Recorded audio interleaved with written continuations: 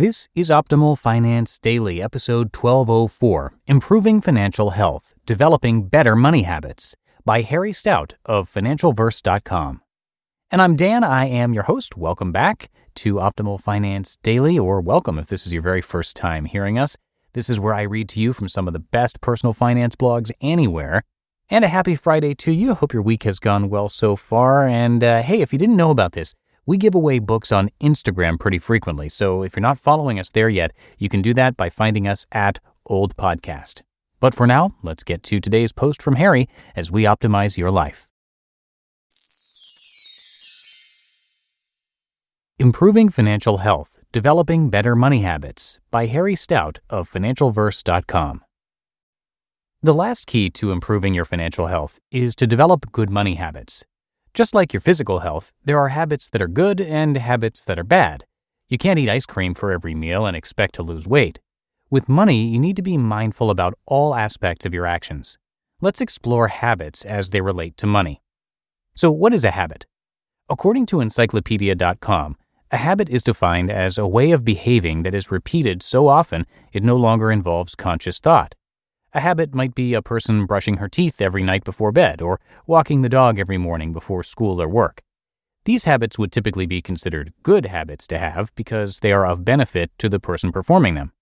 Other kinds of habits might be a person stealing one item from a department store every time he visits the store, or drinking alcohol every weekend at a friend's house.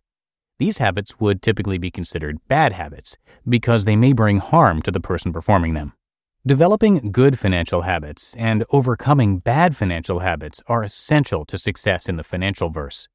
Let's look at some money habits, and we'll begin with the bad habits first, the habits that plague most people. Bad financial habits. Here are 3 particularly bad habits that can undermine your financial success. The first one is wasteful spending. As I have written, many people are living way beyond their means and borrow every month to make ends meet.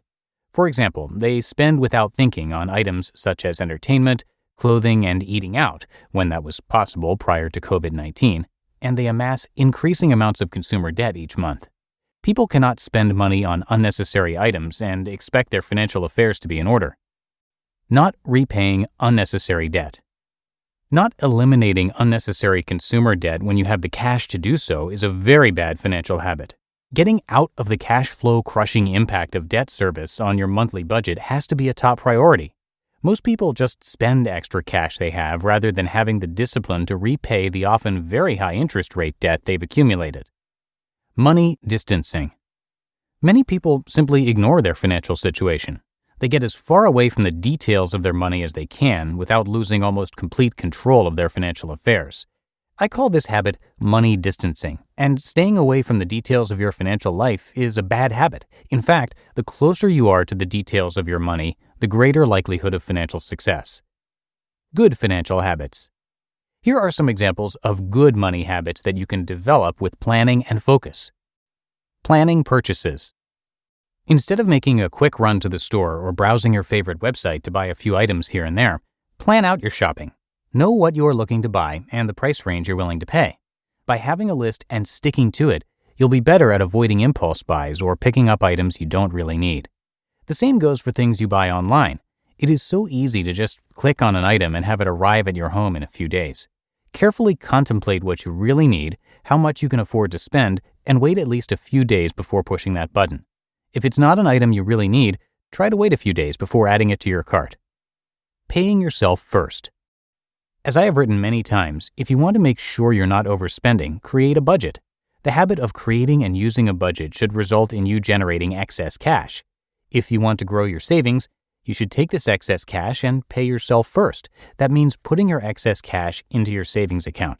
You can do this by auto-transferring dollars into a savings account or saving a percentage of your take-home pay each month. Saving regularly over time will yield significant financial benefits. Setting up a savings account. If you're making a concerted effort to save in different areas of your life, make sure the money you save goes toward your savings. Otherwise, it's easy to spend the savings, leaving you back where you started. For instance, if you've been walking to work rather than taking the train or rideshare, netting you $50 in monthly savings, directly transfer that $50 into your savings account. Save $20 on groceries by buying things on sale and scouring for deals on the store app? Put that $20 in an account so it'll be there when you need it. Saving windfalls. If you get a raise or earned more from your side gig than you planned or received an unexpected work bonus, commit to putting some of it away. While you may want to enjoy some of the extra money, which is perfectly okay, allocate a percentage of this bonus money toward your saving goals. I always made sure I took 10% of these windfalls and spent them on fun items and saved the remainder. Measuring your cash. Invest dedicated time each month to see how much progress you've made on your money goals. How much debt have you paid off, and how much headway are you making on saving for a down payment on a home or for that dream trip next year? Seeing results will help you stay on track. It is positive psychological reinforcement. Great results give you a boost in motivation and could help you ramp up on saving. Summary. Developing good financial habits takes some study and practice. Remember, a habit is defined as a way of behaving that is repeated so often it no longer involves conscious thought. Many people manage their money with 4 or 5 key habits. This discipline has led them to financial success and security. In the financial verse, practice makes perfect. Once you develop the proper mindset and improve your financial knowledge, you can develop the money habits you need for success. You just listened to the post titled Improving Financial Health, Developing Better Money Habits by Harry Stout of financialverse.com. And that's going to do it for today. Hope you have a great rest of your day and a great start to your weekend too. I thank you so much for listening, and I'll be back here with you tomorrow where your optimal life awaits.